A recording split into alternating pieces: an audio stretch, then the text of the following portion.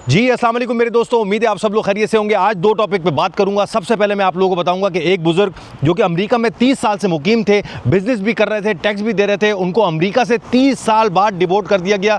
उसकी क्या हकीकत है वो आप लोगों के साथ शेयर करूंगा। दूसरा मेरे दोस्तों बात करूंगा पुर्तगाल की इमिग्रेशन पॉलिसीज जो है वो तेजी से बदल रही हैं। नॉट ओनली पुर्तगाल, तमाम यूरोप की क्या चेंजेस आ रही हैं। ये साल, ये महीना बहुत ज़्यादा अहम होने वाला है पुर्तगाल इमिग्रेशन के हवाले से। क्या नई चेंजेस आने वाली हैं उस हवाले से आप लोगों को अपडेट करूंगा। तो आए वीडियो शुरू करते हैं। मेरे दोस्तों सोचे ज़रा, रुपया, पैसा, दौलत, बच्चे, सब कुछ होने के बाद, स्ट्रॉन्ग टाइज होने के बावजूद भी एक पाकिस्तानी को 30 साल बाद अमेरिका से ज़बरदस्ती डिपोर्ट कर दिया जाए। आसिफ अमीन चीमा एक पाकिस्तानी पासपोर्ट अमेरिकी शहरी थे जो पिछले 30 दहाइयों से अमेरिका के शिकागो शहर में रह रहे थे।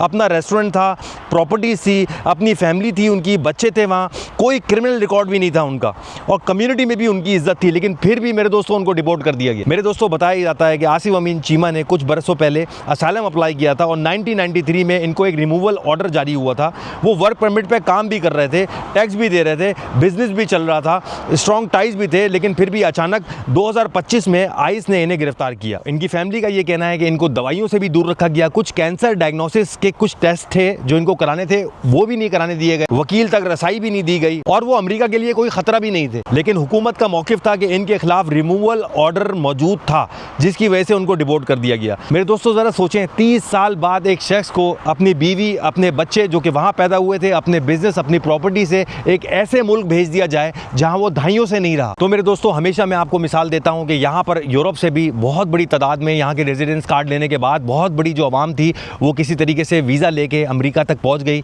और आज यहाँ का कार्ड भी उनके पास से चला गया। और आज वो रोते हैं और वो बोलते हैं किस तरीके से हमारा कार्ड ख़त्म हो गया, किस तरीके से हम वापस रीज्वाइन कर सकते हैं, क्योंकि अमेरिका के हालात बहुत ज़्यादा ख़राब हो चुके हैं।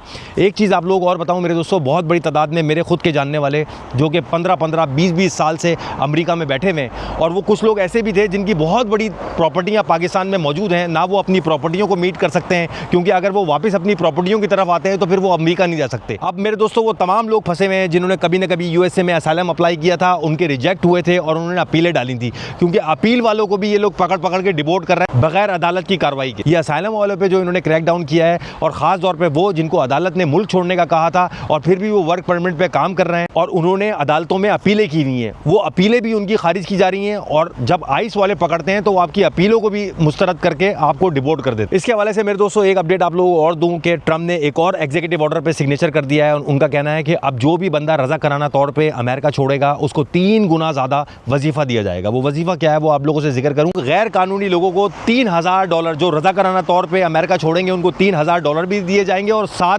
फ्री में टिकट भी दिया जाएगा उनके होम कंट्री जाने का। अभी रिसेंटली इन्होंने एक ऐप लॉन्च की है CBP होम के नाम से। जो बंदा भी रज़ा कराना तौर पे डिपोर्ट होना चाहता है उस ऐप पे लॉगिन करके अपना अकाउंट बना के वो रज़ा कराना तौर पे अमेरिका से डिपोर्ट हो सकता है। तो डाटा के मुताबिक 6,22,000 से ज़्यादा लोगों को उनके होम कंट्री डिपोर्ट किया जा चुका है सज़ा देने के बाद, और काफ़ी सारे लोग जो हैं वो ज़ेरे हिरासत है। तो मैं आप तमाम लोगों को मेरे दोस्तों बताना चाहता हूँ कि अगर आप लोगों का USA का B1 B2 वीज़ा वैलिड है और आप ये सोचते हैं कि वहाँ जाके आप असाइलम डाल के या उसको कन्वर्ट करवा के वहाँ रह सकेंगे, तो ये नामुमकिन है। अगर आपके पास वीज़ा है आप जाएँ, विजिट करके अपने होम कंट्री वापस। अब बात करूंगा पुर्तगाल की। पुर्तगाल ने कोविड के बाद से बहुत बड़ी तादाद में इमिग्रेंट्स को वेलकम किया पूरी दुनिया से। यहाँ पे ख़ासतौर पे ब्राज़ील से, पाकिस्तान से, इंडिया से, बांग्लादेश से, नेपाल से बहुत बड़ी तादाद में हमारे लोग यहाँ पर आए और उन लोगों ने इमिग्रेशन और कार्ड हासिल किए।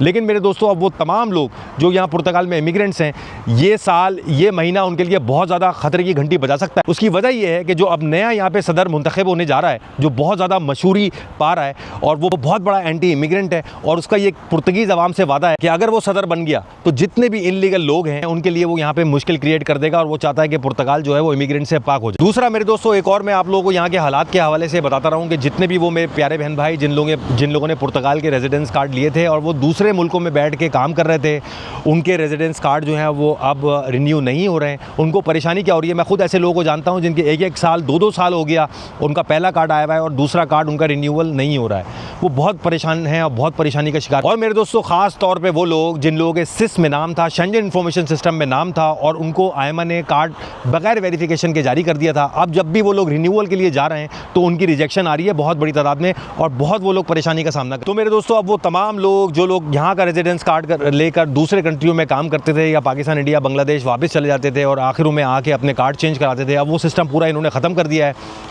इवन कि अभी भी मेरे पास ये इन्फॉर्मेशन आ रही है कि जिन लोगों ने 2024 में जून 24 से पहले जिन लोगों ने फाइल लॉक की थी, या 2023 में जिन लोगों ने फाइल लॉक की थी, उन लोगों ने टैक्स भी यहाँ भरे थे, उसके बावजूद भी उनकी फाइल को है रिजेक्ट किया जा रहा है। बस ये थोड़ी सी इन्फॉर्मेशन मेरे दोस्तों बदलती हुई सूरत हाल की आपको देने आया था। बाकी अपना ख्याल रखें, इंशाल्लाह अगली वीडियो में आप लोगों से मुलाकात होती है। अल्लाह हाफ़िज़।